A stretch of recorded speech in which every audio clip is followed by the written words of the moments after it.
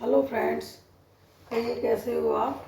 तो आपका जियो जीवर के चैनल में स्वागत है। तो 26 तारीख की पड़ रही है जन्माष्टमी। 26 अगस्त की जन्माष्टमी है, तो हमें 5 चीज़ों का भोग तो अवश्य ही लगाना चाहिए। 5 चीज़ों का भोग जैसे लगाओ तो 56 भोग लगाओ। 56 भोग भी बहुत अच्छी बात है, 56 भोग लग जाए तो। लेकिन अब 56 भोग ना हो सके तो 5 चीज़ों का भोग तो अवश्य ही लगाना चाहिए।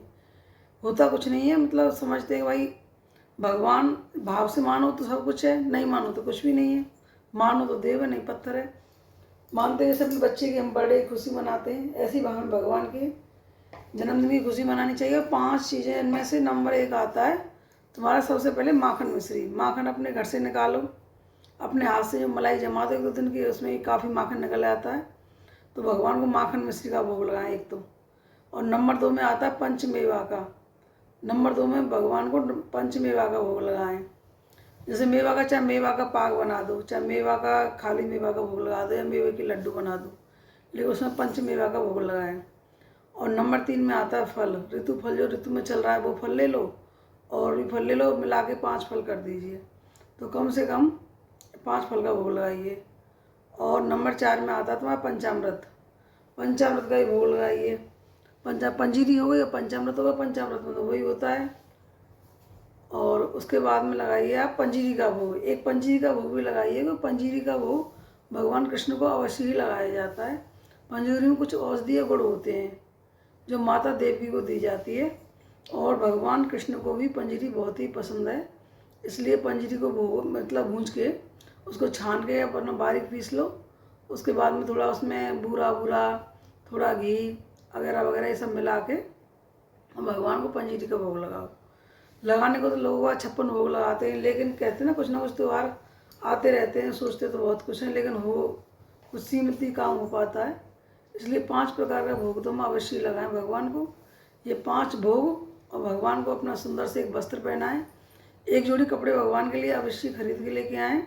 भगवान के लिए कपड़े, माला, मुकुट, और भगवान का जो भी आसन सिंहासन जो भी है थोड़ा बहुत तो ले। एक भगवान के लिए खिलौना भी अवश्य लाएँ। तो जन्माष्टमी पर ये 2-3 काम हमें ज़रूर करने चाहिए। जन्माष्टमी अपने आप में एक बहुत बड़ा पर्व है, बहुत बड़ा त्यौहार, बहुत बड़ा है। जैसे कोई एकादशी नहीं रहता, केवल जन्माष्टमी ही अच्छे भाव से रहे तो सारी 26 एकादशियों का फल एक जन्माष्टमी से मिल जाता है। जैसे कोई एकादशी हर महीने नहीं रह पाते हैं, जन्माष्टमी का ही अब कुछ सोचते हैं कि बिल्कुल ही निर्जला रहें, निर्जला नहीं रह जाता, तो खा के रह लें, लेकिन रहें ज़रूर। और ये 5 प्रकार का भोग भगवान को अवश्य लगाएं। और इसमें जैसे कि कोई संतान प्राप्ति के लिए भी ये व्रत तो बहुत ज़रूरी है, बहुत ज़रूरी रहा जाता है। जैसे किसी के पुत्र या पुत्री कुछ भी नहीं है, वो भी इस मतलब इस व्रत को बड़े भावपूर्व करे तो भगवान जरूर सुनते हैं।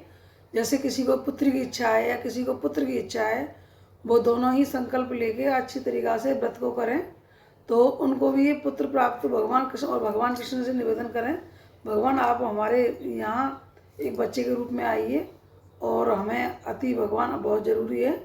तो इस प्रकार भगवान से मतलब अपने अनेक प्रकार से, जिस प्रकार से आप विनती करना जानते हो भगवान से विनती करें, भगवान अवश्य सुनते हैं। जिनकी संतान नहीं है, या लड़का है या लड़की नहीं है, या जो भी संतान प्राप्ति की इच्छा है, भगवान के सामने प्रकट करें, और इस व्रत को दोनों ही पति पत्नी रहें आराम से, और बड़े भाव से पूजन करें भगवान का, स्नान कराएं, तो संतान की प्राप्ति भी अवश्य होती है। तो आज का वीडियो मेरा इतना ही। अगर ये मेरा वीडियो ज़रा सा भी पसंद, बिल्कुल थोड़ा सा भी पसंद आ रहा हो, तो लाइक और शेयर करना। जय श्री कृष्णा, जय श्री कृष्ण।